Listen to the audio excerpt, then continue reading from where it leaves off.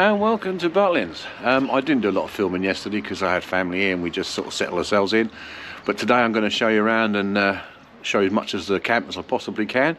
But first I'll do you a quick room tour and then it's off to breakfast. We stayed at the Silver apartment at Golf Court.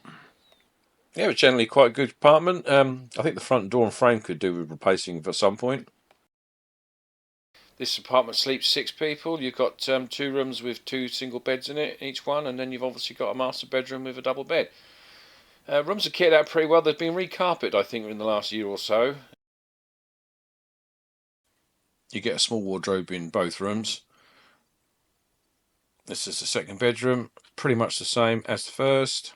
Our stuff's in here, by the way, so if you see a few items kicking around, that's because we moved in quickly and filmed. Comes with the dishwasher, which was a real big surprise. Now, the only thing was, we had the fridge here, and we noticed it's quite grubby inside. It wasn't cleaned properly. So there's nothing to do with us. That was as it was as we found it. Anyway, moving round. Microwave. And a little welcome pack with teas, coffees and sugars. Coming through here, we've got the shower room, which was quite clean and tidy, to be fair.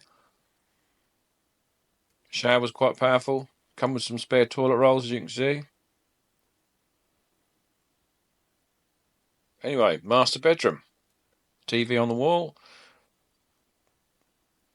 Comfy bed. Big mirror. Into the lounge. TV in the corner. A little bit of misting up in between the double glazing there. And that's basically it. That is the room. So anyway, moving now onwards to the breakfast.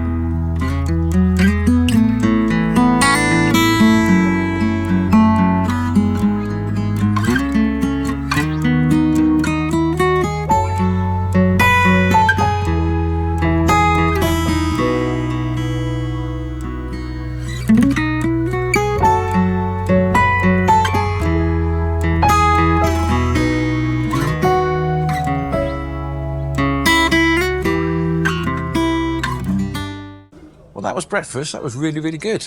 Yeah, I really enjoyed that. Anyway, I'm going to take a big walk around now and film it all for you. Used to be a monorail here many years ago, and the actual original carriage they've left here as a memory of it.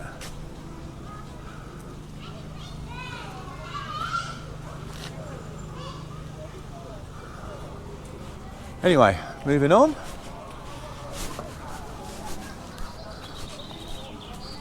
Big climbing wall up here. It's called Kickabout Key.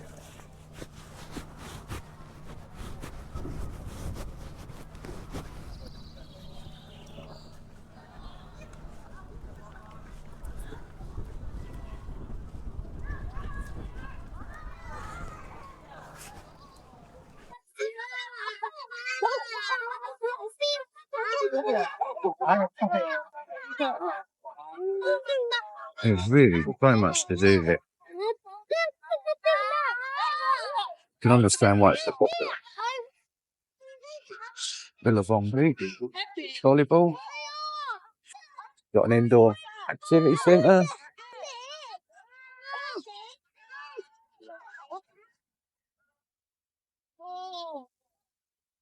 What I'm going to do is just stroll up, have a little look at the beach.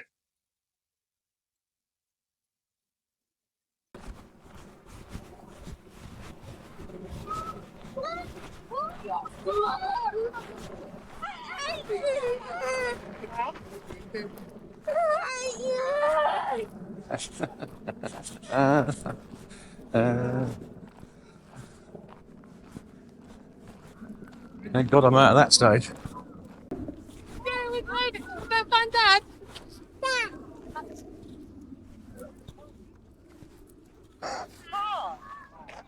It's a place to come and have your pictures done.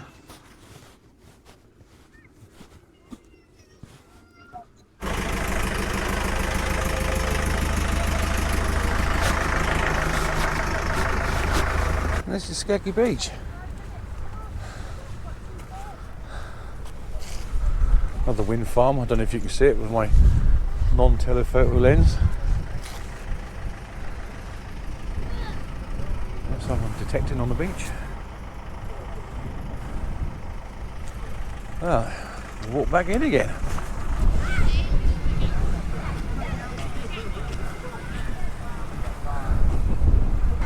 I have two criticisms so far of the place.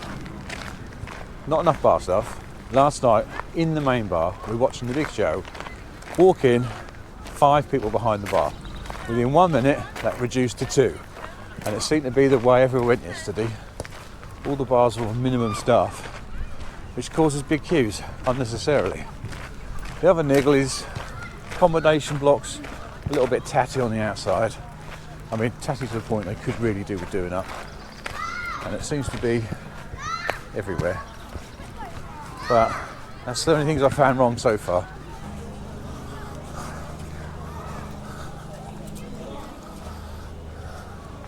This is one of the places they do the functions from, the bands, Reds. I think we're coming in here tonight to watch a rock show. But, they seat a good 1,000 people. There's Coast Restaurant, where you can get your brekkie from this morning. What I do like about it is there's just so many little things like over there, little picture spots for kids, and it just like sort of filled every square inch of the place with things to see or do, which is really, really good to see. This is for the people who are obviously self-catering.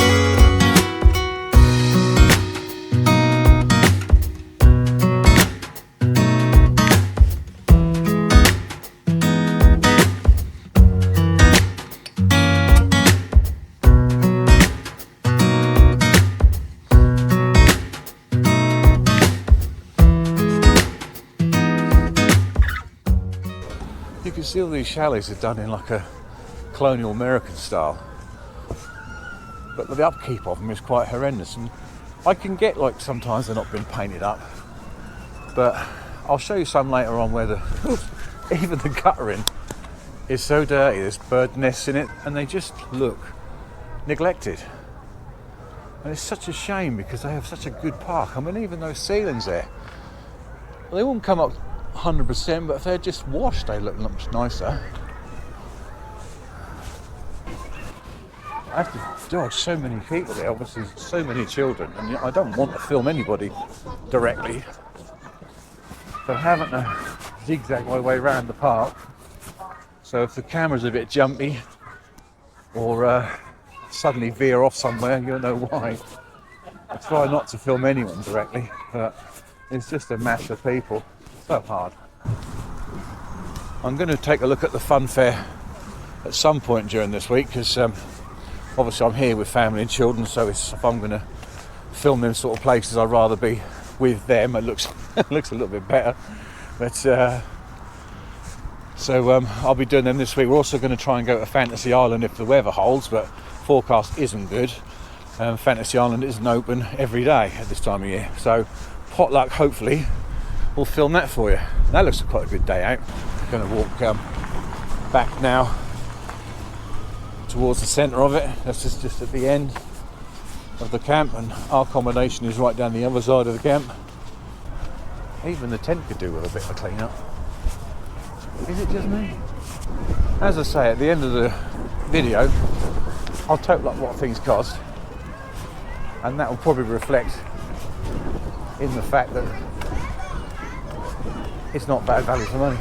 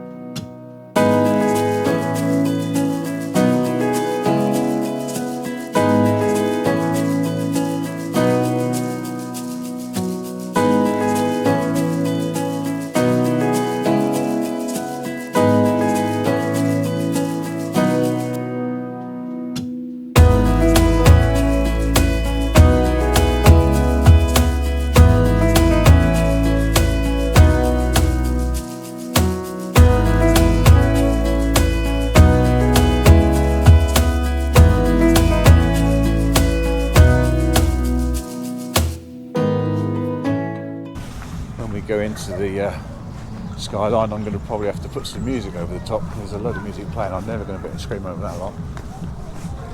So you might get a brief musical interlude.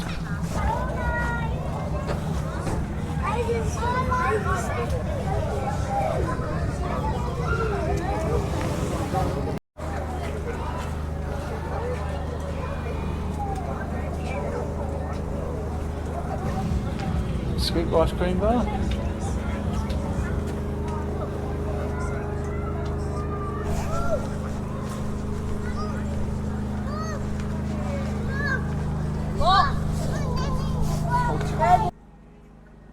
See what I mean about the exterior of the place, can't you?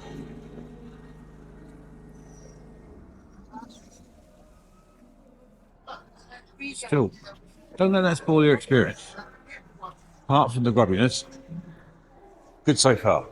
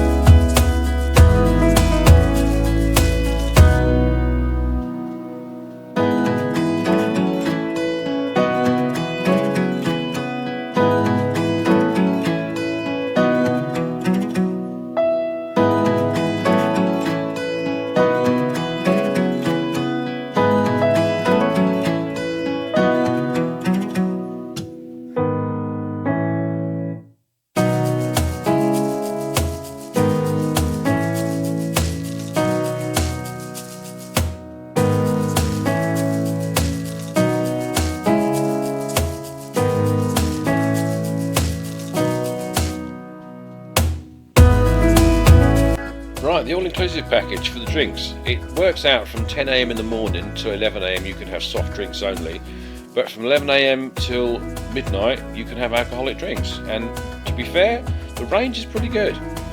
So my advice is take it and go for it.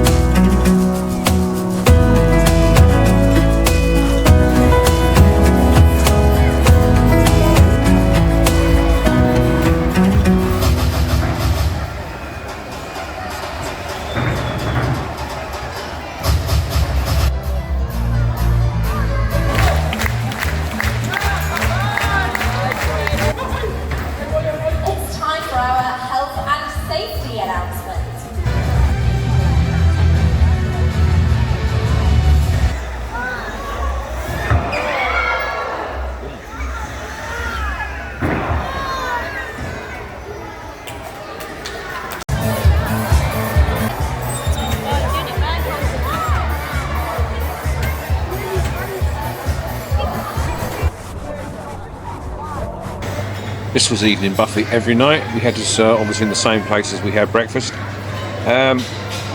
Not a bad choice, to be fair. Something for everyone. I would say some of the food's a little bit bland, but I like the spicy stuff, so that's probably the reason why. Cakes were to die for. Lovely cakes. And there was also a choice of cream. There was ice cream. Every night there was a choice of a roast dinner, either roast beef or roast pork, plus the gravy and the veg to go with it.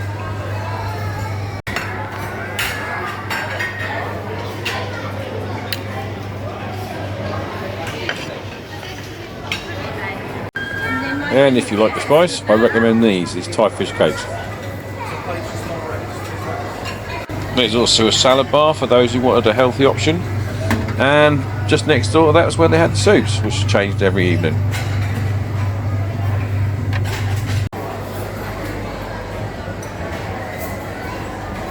And along this row you got all your condiments, your knives and forks and your serviettes. Overall we gave the dining experience in the evening time 5 out of 10. It was a little hit and miss.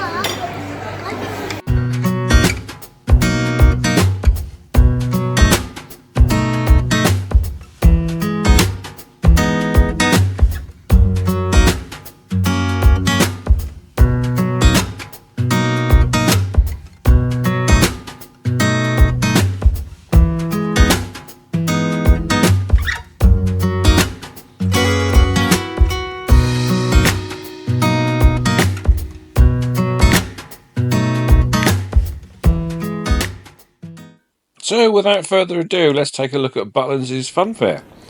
Now on first impressions it's quite good, but it looks like it's been built on a car park. It could do with a little bit of landscaping here and there just to brighten the place up. But it's a free attraction, so once you've paid your money to stay there you can use it as much as you like. So for that reason it's really good. It just needs a little bit of a decorative touch.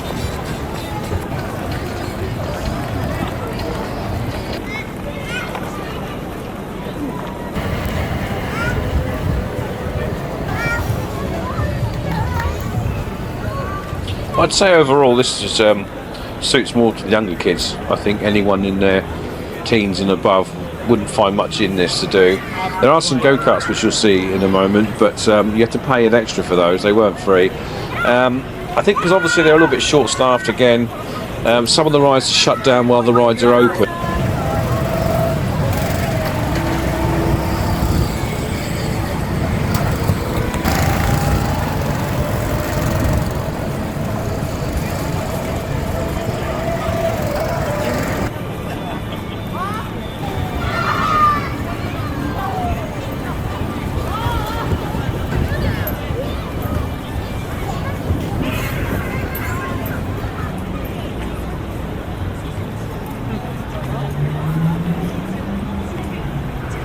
Anyway, that is the Butlin's Funfair.